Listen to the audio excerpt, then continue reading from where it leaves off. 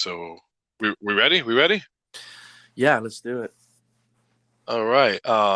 I'm Kevin. I'm here with Juan and Mark, and we like movies. Very This nice. week, thank you. This week we watched Free Guy. How did y'all like it? Everyone liked it, all right? Wait, what is Free Guy, Kevin? Oh, Free Guy. I'm glad you asked. Free Guy is a I didn't movie. watch it. It's by starring Ryan Reynolds. It was directed by Sean Levy.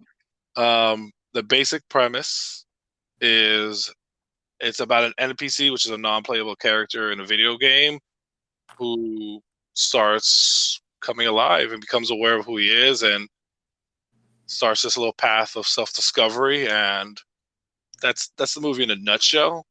We're gonna go into spoilers as we go forward, so be forewarned if you're listening.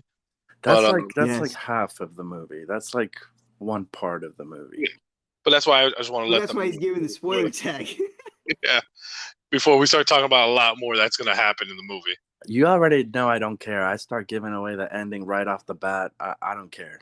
Yeah, you're a spoil. All right. Well, in this movie, he is dead. They're all dead. Yes, yes. But all right. But I guess I'll go first. I enjoyed the movie. I just want to get that off the bat. It was a fun movie. I did watch it with my kids. Not that there's one issue I had with the movie that I'll address later, but it was a fun movie. It flew by fast. It was as if Elf mated with the Matrix and infused itself with Wreck-It Ralph and threw a little Truman Show in it. Ooh, okay. Um, but again, it was a fun movie, and again, I had a fun time. And towards the climax, there was literal clapping and cheering in my house for this movie. Oh, wow. That's very good. We'll get to that a little bit later. What did you think, Mark? I I actually I enjoyed it as well. I do think it was a little long for what it was though. I think it's an hour, almost 2 hours, Yeah, and I felt like an hour and a half should have been more than enough.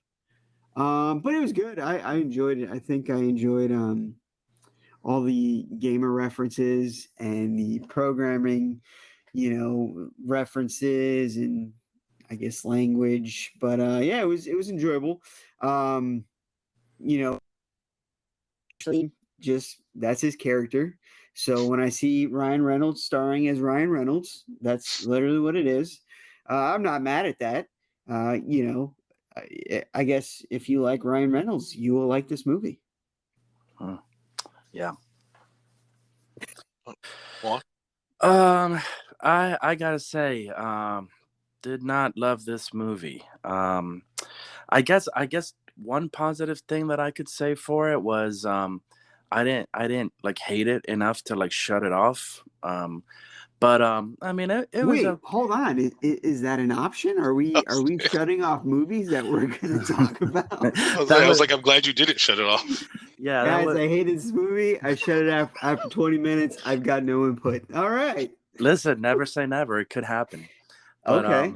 All right. no, I mean to me it was just bland. Like um there was nothing really noteworthy about it. I mean, there were some surprises, and it was just okay. I'll never watch I'll never watch this movie again.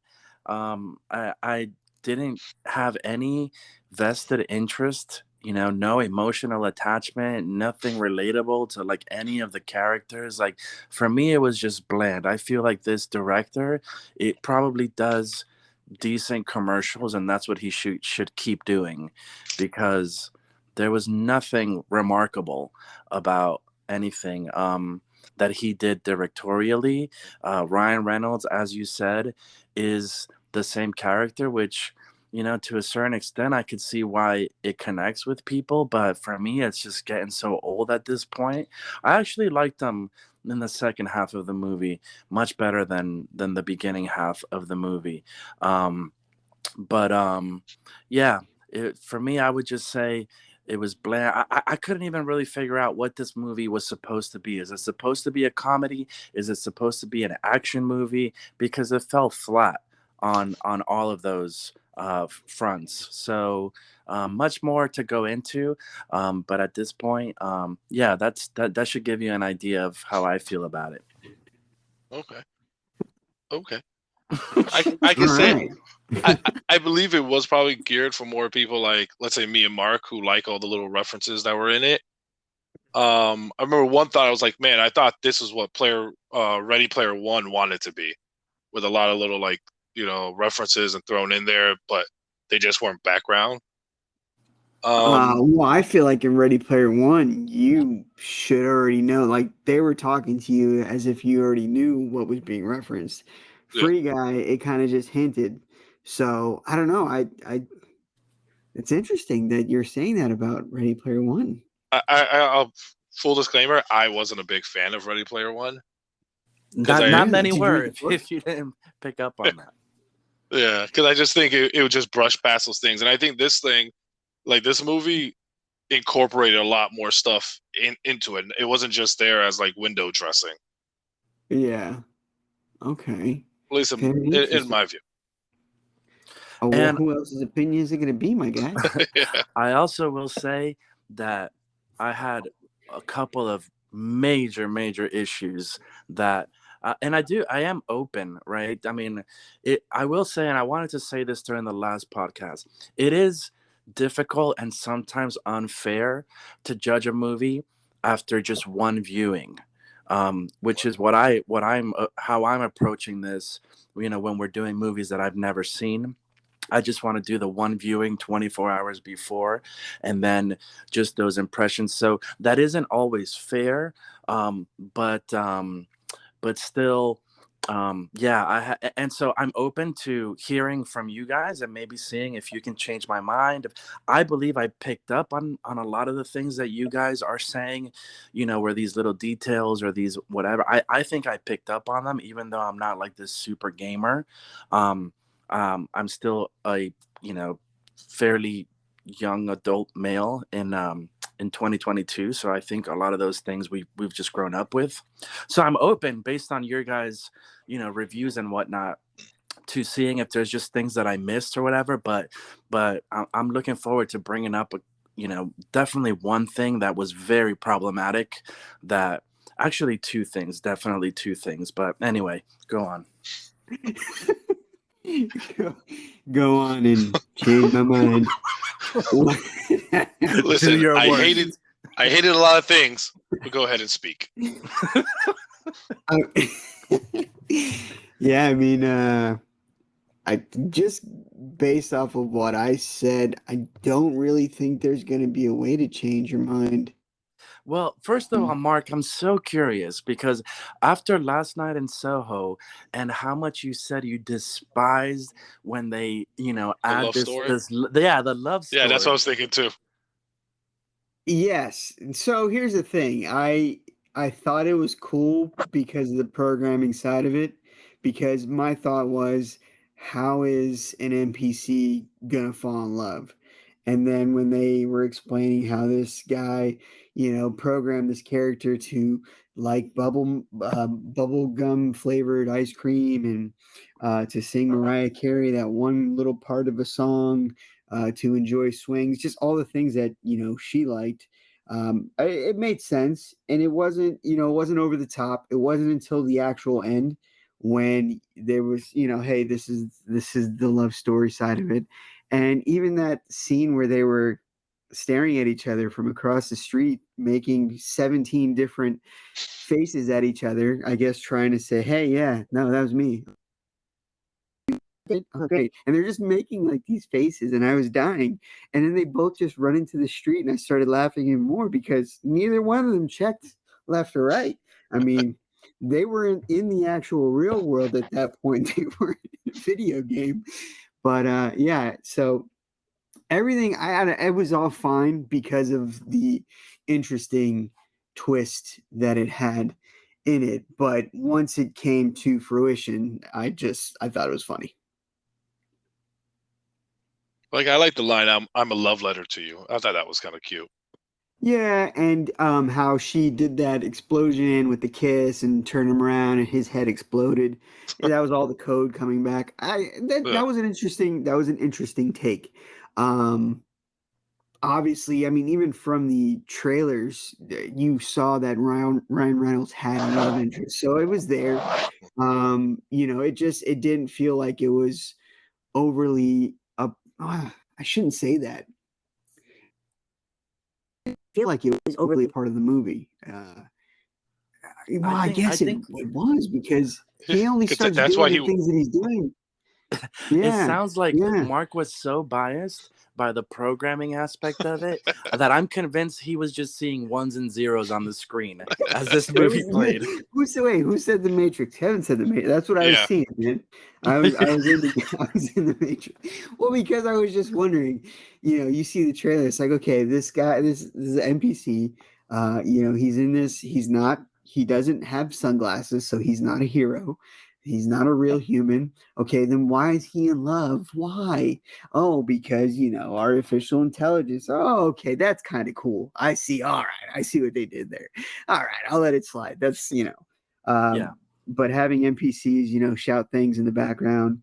The guy that can't put his arms down. It was just silly stuff like that that just made me giggle. So I was able to look past the love side of it.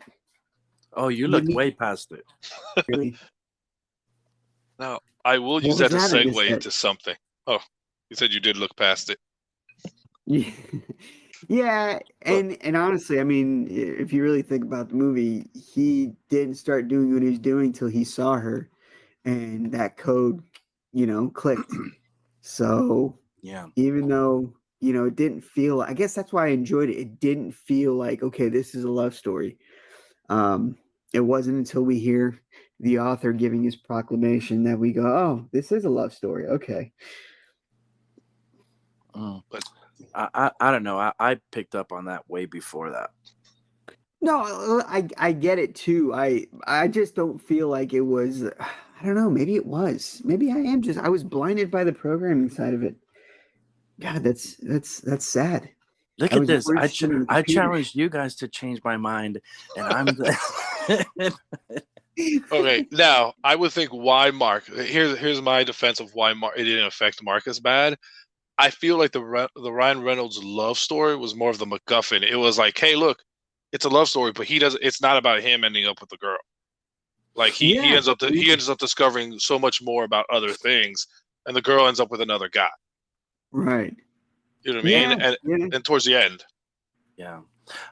So you guys did mention the two things of writing that I did think were creative, and the two things that I did like. And one was what Mark said, which was that this all was spurned about because of the fact that he had AI built into him, and that his code was based off of the programmer who built it into him. So I did like that, and I did like at the end when Ryan Reynolds is the one to reveal it, that, hey, this is I'm a love letter to you. But is she the most freaking oblivious person in the world? Like, it's so annoying, bro.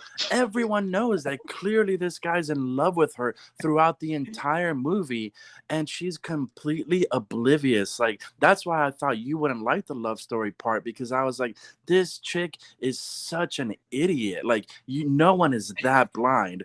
But the other thing that's so problematic, and again, maybe I missed something, you guys can explain it to me, but when the NPC, when Guy kisses her, she even says, oh, you can do that, because that's not a button that exists in that game to be able to kiss another character, but it's Yeah. because he obviously is further developed being AI. So how the heck does she kiss him at the point when things turn around, and after the game has been rebooted, in order for him to regain his memories, she does it by kissing him? So how did that happen? I guess well, you well, point out a little. wait. Well, this is what I believe she said. Like he couldn't initiate it. There was nothing that would stop it from her. And I think the button was like, oh, he found the button. Was just he was able to do that, and he's not programmed to do that. He was programmed just to be, hey, don't have a good No, day, but have a great day. That's it. no, she still thought that he was a real player. even through all Yeah, the Yeah, bubble gum and the swing, and he's like, "I want to kiss you," and she's like, "Oh, you know how to do that's true. that?" Um, so Maybe yeah, she I found the guess. button too. I don't know. Well, that was but see, that. Sorry, go ahead. what I was gonna say, so that's why. I mean, I guess that's why I was okay with it because of this scenario. Like, you have this, I guess, for lack of a better word, nerd, who programs, and he finds this woman attractive, and he just doesn't know how to tell her. And they have interviews, and somebody mentions, "Hey, are you guys a thing? There's chemistry," and she like automatically turns it down, and he's like, "Oh, all right." She didn't even like think about it. There was zero hesitation. So I get it. Because I've been in situations like that. I mean, I've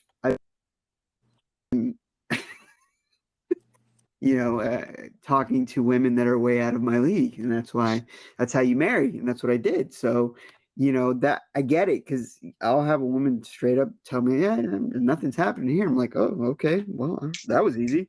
Um, so I guess since that was the case and it was known, then I was more okay with it because he wasn't outright with it. Like, he wasn't saying, "Oh man, I love this girl," and it was just through this programming we learned that he actually is the one that created Guy, and his infatuation is because that's how he was created.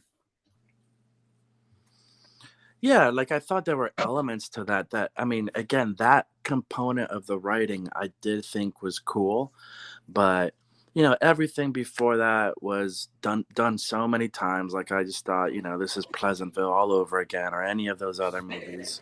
Um, and then, even in the end, there's so many cliches. Like this really felt like, first of all, it just felt like a vehicle for endorsements, and for they put, there were so many things. There's probably so many people paid money to have endorsements in this movie, so it definitely felt like that. And then yeah, but ultimately, like, those interesting parts of the writing just weren't enough to really, I guess, to and even like you said, it was too long, Yeah. so it just didn't, it wasn't enough to you know kind of make it a full and complete story. That it didn't make up for the massive, like, plot holes, or the bad writing. Like it couldn't cover it up, it couldn't fix it. It's like they had a good idea, but they didn't really know how to, you know in my opinion, again, like it. And I wish it would have at least like been like really funny, but the Ryan Reynolds shtick, like it's so old, and it didn't even really seem to fit in this. I mean, okay, here go the spoilers. Channing Tatum was pretty awesome. Yeah, I did like Channing Tatum, especially when he was doing the dancing. That was When he found hilarious. the secret area and he's just standing out there dancing. Oh, look at this. That was Yeah, good. that was pretty And good. then the other cameos at the end, were that came out of nowhere. I was like, oh. huh. I was um surprised. Did you catch the Rock's cameo, Hugh Jackman?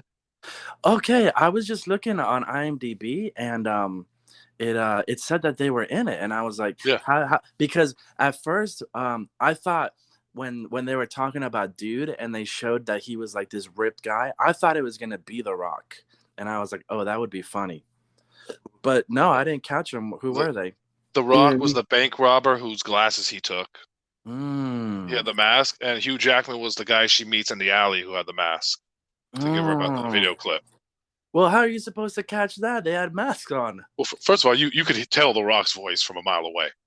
no, I Uh, can't tell anyone's voice, bro. I can barely tell my wife's Really? voice. I'm not gonna tell the Oh, Rock's voice. oh, all my daughters were like, "Hey, that's Dwayne." That's literally what they all said. Well, apparently they just they, had lunch with him. Why I yeah, I they're on can't. first name basis. Yeah, they Yeah, call. I can't do anything with that. They got It's her on Yeah. Uncle speed Dwayne. dial, apparently. Well, I will tell you, their three favorite actors. They like to say is their three favorite actors are Dwayne, The Rock, and Johnson. There's three of them. The Wow. Holy Yeah. Trinity. Wonderful. But yeah, another thing that it just seemed like, you know, They wasted Joe Carey, who I really like. Steve, I love Steve, man. Yeah, they wasted Taika Waititi. His character, they could have I used. thought his character was annoying. Yeah, like it was. I did. There was no way it was ever believable that guy like was this medium, I guess, video game mogul, and owned like this incredible empire. Even they kind of showed how he was he eventually. I don't even know. Was he really smart or was he really dumb and just cheated? Like you don't really know. It's so vague about who that character is. And then and his character was weird because he was actually trying to get that character. He's like, "Oh, why don't you come program? Get out of this thing." Yeah. So I actually thought he was going to be kind of decent, but then he just turned out to be like two-dimensional. Yeah, it was his character was interesting. But I enjoyed it's funny, now that Disney owns everything under the sun, they can just pop in whatever they want in movies now. So seeing Captain America, seeing a lightsaber, boy, you see that in any other movie. I will tell you, when that Captain America shield came out, the girls went nuts. Yeah. And then I went nuts when I saw Chris Evans. Yeah, and then Chris Evans, they're like, "Oh my god!" And by the way, when that lightsaber hit, like it was like pandemonium in my house. Yeah, they were losing their mind. The lightsaber fight was pretty cool. I did. It made me smirk, but my smirk was quickly erased by, is that a lightsaber? Oh, that's a lightsaber. Is that a lightsaber? That's a lightsaber. Yeah, we get it. It's a lightsaber. Yeah. Real quick, I do want to touch, because y'all were talking about writing. I will want to. There's one thing I didn't like, and then one thing I really disliked about the movie. But one thing I wish that they would have had focused on is I really enjoyed Ryan Reynolds' character and his best friend's relationship, like their friendship, the black guy. And I think that was really underdeveloped. Oh my gosh, they're gonna think we're racist. That's two episodes in a row where we it's say the names of the white people, and then his name's Buddy. His name's Buddy. Buddy. Yeah. Yes. I don't know the actor's name. I forgot Ryan. Guy and Buddy. Is it Lil Rel? Oh, sorry, Lil Rel. Okay. So Guy and Buddy's relationship to me was so, like, I wish they would have focused more on it, because one of the strongest parts of the movie to me was when Guy was like, "Hey, put the glasses on," and he put it there, and Buddy was just like, I can't, like, he won't. He was so scared he was so scared about seeing what he thought was real not being real. And actually, like, I got really deep on that part. I was like, wow, this is about, like, when you find things in life and you think it's all real and it gets all taken away, how much your life gets changed because it's not what you think it is. That was his red pill, blue pill moment. Yeah, like I even wrote on my little notes, like, the glasses were the red pill, but he was, and he knew something was different with Guy, but he was afraid to take that step. Yeah, and I was like, wow, that's like, to me, it got really deep in my head. I was like, wow, that's really strong. I didn't get that deep in that moment, but I do completely agree. There was some, and I'll credit Lil Rel and his acting, because for some reason, like, that moment was really, like, emotionally charged. Like, I really, like, felt that, and that was good. And it actually, I do think that was really interesting, and it could have been even more interesting because it made me think, like, whoa, what's going on with him? And I think there was another scene later on where he was acting a little funny. So I was like, oh man, maybe there's something to this guy. It reminded me, like you said, of the Truman Show, where, like, all his friends are also programmed. So I was like, is he kind of playing a role here, deceptively? But it was based on the acting in that moment that made that, really, like, emotionally charged. And it was, that was a really good moment in the movie. There weren't many of them, but that was one.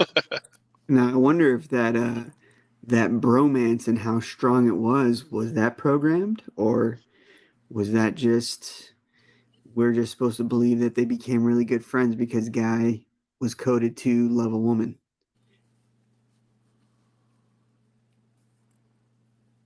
I don't know. I've not.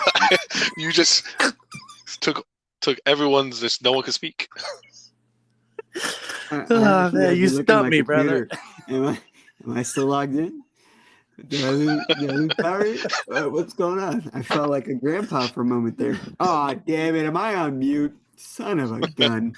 But Kevin, you said there was No, I another just thought about that right now. Sorry. Oh, well, there's one thing that I did not like, and it's the one reason why when I asked people if it was okay to watch with my daughters, and they're all young, and I would not have watched it with my daughters for this one thing and one thing alone. I was talking to a friend about it. I really didn't like how they use the word virginity like it was such a negative thing in the movie. Oh, yeah. Like they use it 3 or 4 times as an insult. That's the only time. Mhm. You know, like, hey, 40-year-old virgin, like, all right, be happy with your virginity. And I remember seeing that, and I was like, ooh, I'm like, nothing else to me was offensive in the movie except when they said that, and I'm watching it with little girls. Like we had to have a little talk afterwards, but I was like, wow, you're just throwing it out like it's a pejorative. You know what I mean? Like it's this horrible, offensive insult. Like nothing's worse than that. And again, as a dad, that really stuck out to me. I was like, yeah, I would not have watched this with the girls at this point not in their even lives. as a dad, because I mean, me and Juan are dads, and my mind didn't even go to that. I mean, you have all daughters that are older. You know, they've already come to their emotions. They know about the world, and so yeah. I mean, it's not even a father. It's just having that interaction with them daily. I didn't even think about that. That is very true. Yeah. It was used almost like a slur. Yeah. Yeah, that's a good point. And that to me, like it really was like that's the only thing that like when I saw it, anything else like I just was a fun movie, but that just dropped. Like I was like, ooh. Yeah. Yeah, and I mean it's not surprising based on what Hollywood has become, but I did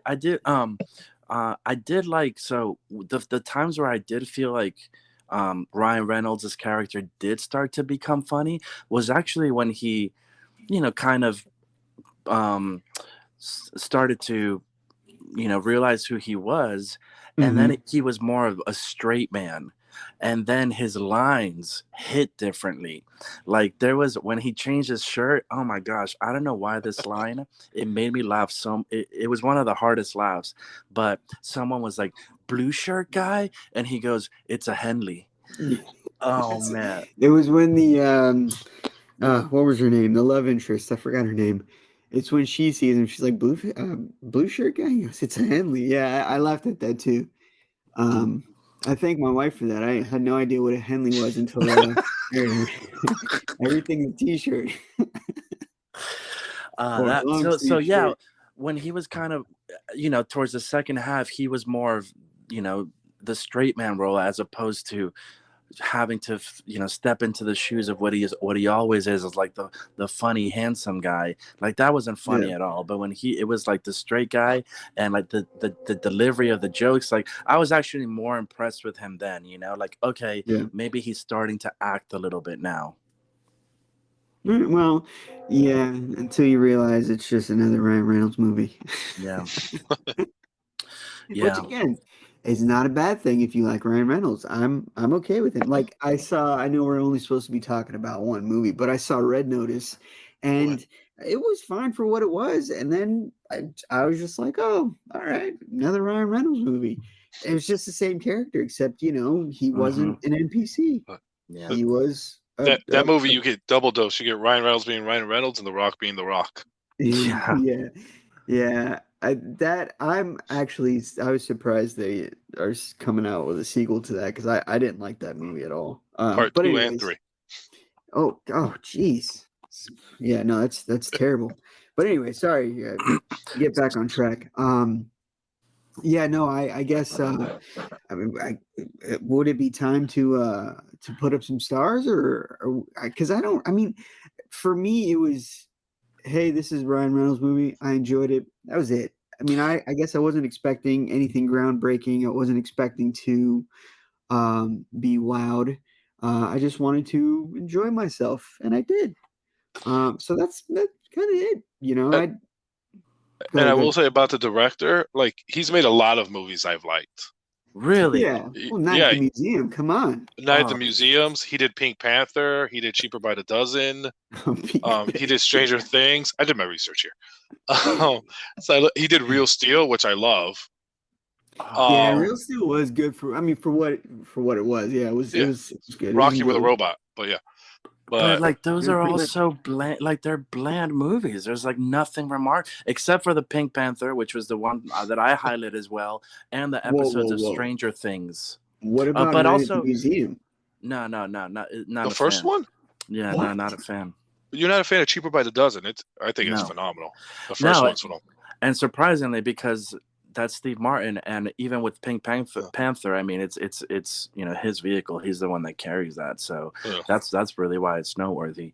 But no, man, everything else, it just feels like it's just so bland. I mean, he seems like a director that like went to film school and studied maybe like And just um got C's.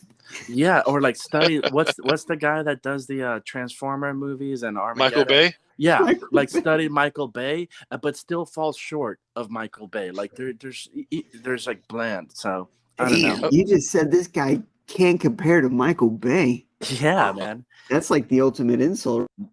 I Uh, mean, don't ever knock Armageddon. That's a good movie. No, no, I've got nothing against Michael Bay, but he is kind of the butt of movie jokes between him Um, and Paul Anderson. yeah, but before we actually go to the ratings, or the the reviews or whatever, um, I do have one question that I want to throw at you guys because I think it's an underlying question in this movie, and it's actually for me kind of makes it like a horror movie, because it's scary, because there's a lot of movies now that where you're seeing stories coming out about AI. And on one hand, you go, well, is it just because it's kind of this trending thing? So it's easy for writers to jump on that and to be imaginative when it comes to AI? Or is it because they're really pushing this on us, right? Because this is coming, down the pipe here. So my question to you is, which is this is what I was thinking, is this movie ultimately selling me on the idea of Ada, and not only AI but the metaverse? Is this movie ultimately selling me on the idea of the metaverse, or is it warning me of it? I, I'm curious what your thoughts are. Mark, you want to go first? I'm digesting the question because I mean, Papa wasn't ready for that. I I give you my opinion. Um, I don't think it's doing either one. I think it's what you said. Like it just happens to be something that's like in the zeitgeist right now. Like it's just in popular culture, AI. A lot of people have the same opinion of when like ET and third Close Encounters of the Third Kind were being made. Was that preparing us for aliens, being found? The same thing when the movie you mentioned, Armageddon, came out. It's the same time around Deep Impact came out. People were like, "Oh, is this preparing us for actual? There's might be something coming from space to hit us."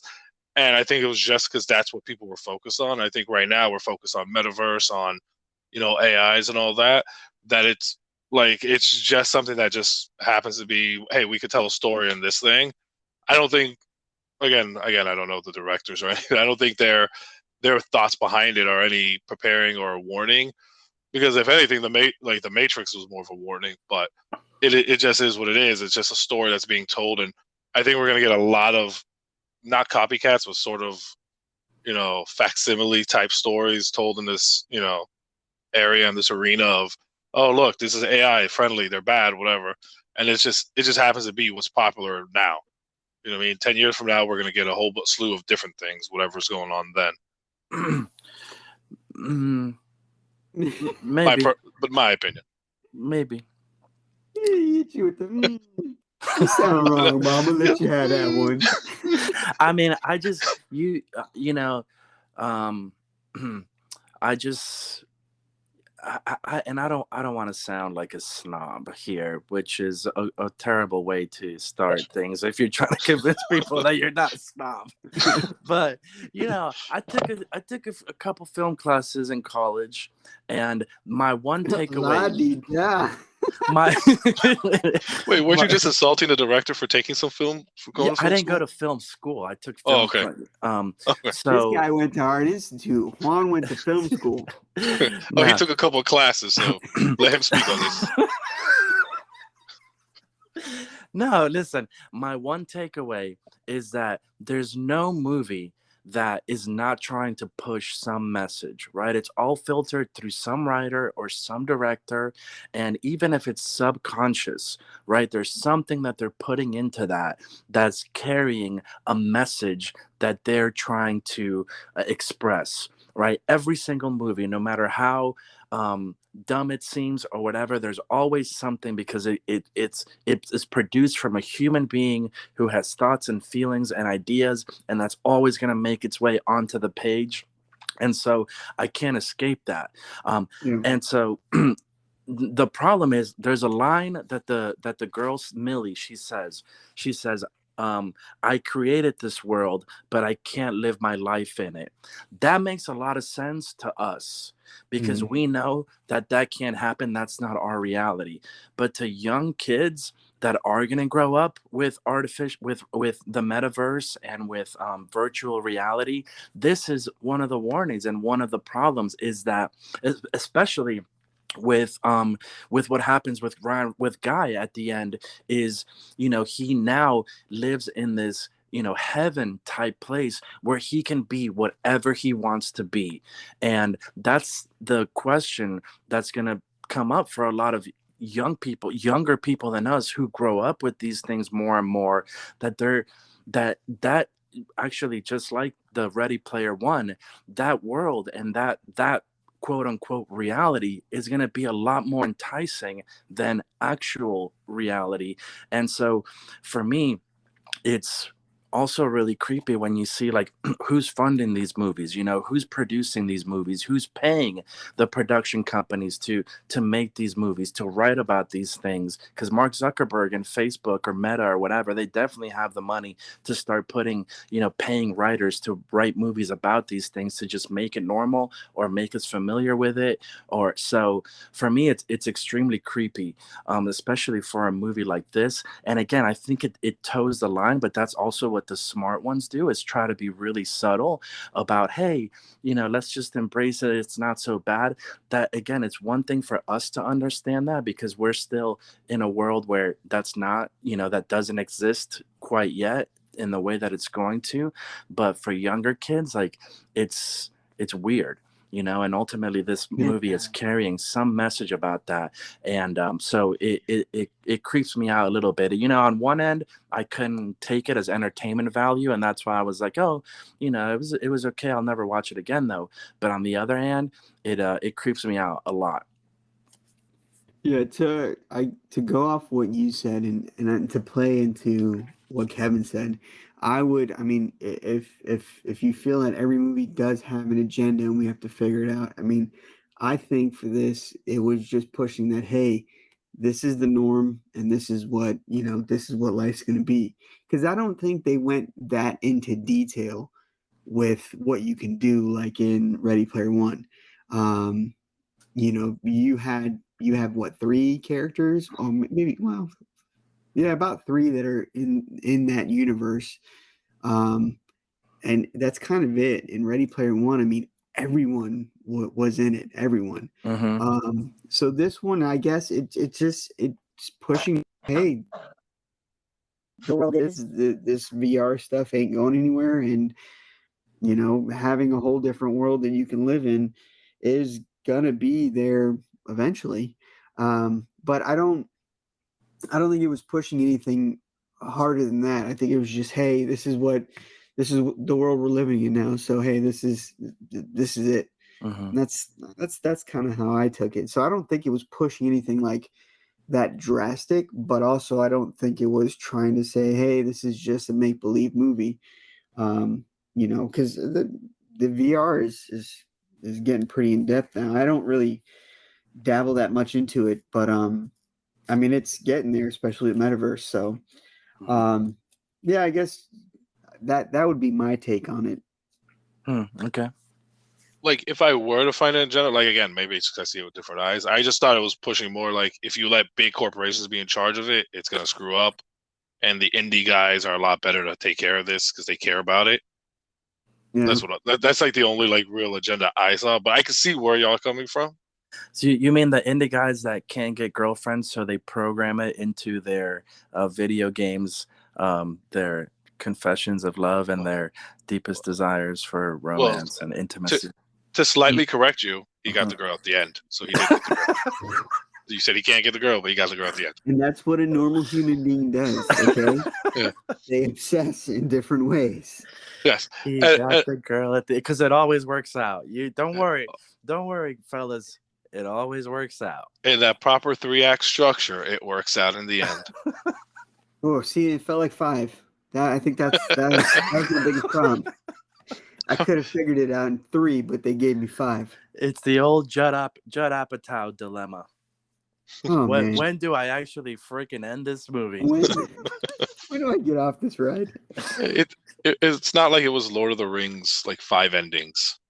Oh, that could have gone on for much longer, bro. It could have. Gracious. Yeah, bro. What it could have. Are you? But I'm just saying, it was I was just that was start something here.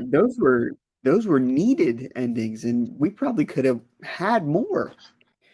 3 more movies. We're not gonna go there. Anyways, yeah, hit us, Mark. Tell us what you ultimately want to give this. Oh yeah, because I already know where you're at. Do you? Oh yeah. Easy. Listen, my artificial intelligence is still developing. You don't know what's gonna come out of my mouth. Well, for the record, as I reheard our last podcast, apparently Juan's allowed to give 2 different ratings. Oh, hold on. You're the one that introduced the quarter scale.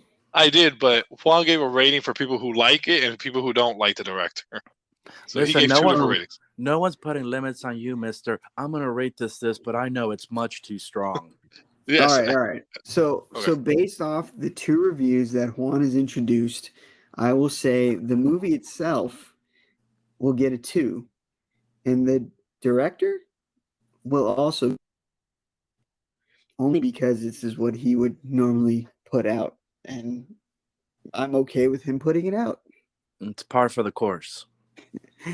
Yeah, buddy. Okay. I guess, since we'll leave Kevin to be the last one. I'm going to be generous here because, like I said, I didn't necessarily, want to shut it off. There were some surprises. It wasn't all bad. Listen, I'm going to stop you. Don't be generous, Juan. You were generous by finishing the movie. That was your generosity. I want you to be scathing. I want you to be real. Give it to honest. Me hard, baby. Let's go. No, like I said, it was creepy, but not all bad. So I'm gonna give it 1 little Jerry. Shocker. Why are you laughing? Because I thought you were about to hit me with a 2 or something, or a 1.5. No, generous. Trust me, that 1 is very generous. Our scales from 1 to 3. Oh, and I didn't say it. I give it 2 little Jerry's. Well, it's technically 4, but 2. 2. All right. Now, I'm going to go with the two scales. I thought the movie itself was a 2 because I think it's down the middle. It was good. It was entertaining. It was whatever. Not fantastic. I only knock it down for the one thing I talked about, like where there were the virginity and all that stuff. So I will give it a 1.5 Jerry. Now you're bringing decimals into this? Wow. It's a 1.5. It's a 1.5. Fine. It's a 1 and 1/2. Kids. He brought his mind. He brought everything last week. I don't know why you're surprised. Yeah. All right. So that's a 2 from Mark, a 1 from me, and a 1.5 from Kevin. Yes. Do with that what you will. It averages out to 1.5. Just to let y'all know. Yeah, I guess. On that so note. far, I'm the only person to give a real rating in 2 episodes. I'm just pointing that out. Mine was real. It was generous, but it's real. It's a 1. Yeah, I guess you're right. Fine. Juan given 1.5 real reviews. Fine. I give Phantom reviews. I don't know. No, I'm kidding. I know. So 2, yeah. Yeah, no, I don't think. Yeah. Yeah, I like it. I like that. 2, 1, 1.5. That works. Seems fair. Yeah. All right. Well, I'll go ahead and let you know I've already picked my pick for the pick of next week's pick. Don't say it though. Don't say it though. It's got to be a surprise, you know. Yeah. Not to us, but to whoever might. You could tell us after. I was gonna say, okay, but I'm gonna be the only one watching the movie then. Surprise! You don't know. This is what I watched. We might stumble upon it. Is it the Adam Project? Haunted? No. But seeing as Sean Levy's a part of it, I'm gearing up for my Too Little Jerry review. Okay, so never mind then. I was ready for this big reveal, but never mind. You got to give people a reason to tune in next time. Yeah, you're right. Side note, I'm on the IMDb page for Free Guy. They have a goof as Keys tells Millie that there is no button for kissing. However, the second time Guy and Millie kiss, it's Millie, not Guy, who performs the action first. So we did catch that. Well, not we, I guess. Who caught that? Juan caught it. Juan. See, this is why it's good that you weren't feeling comfortable in this moment because you knew she was breaking the rules for the game.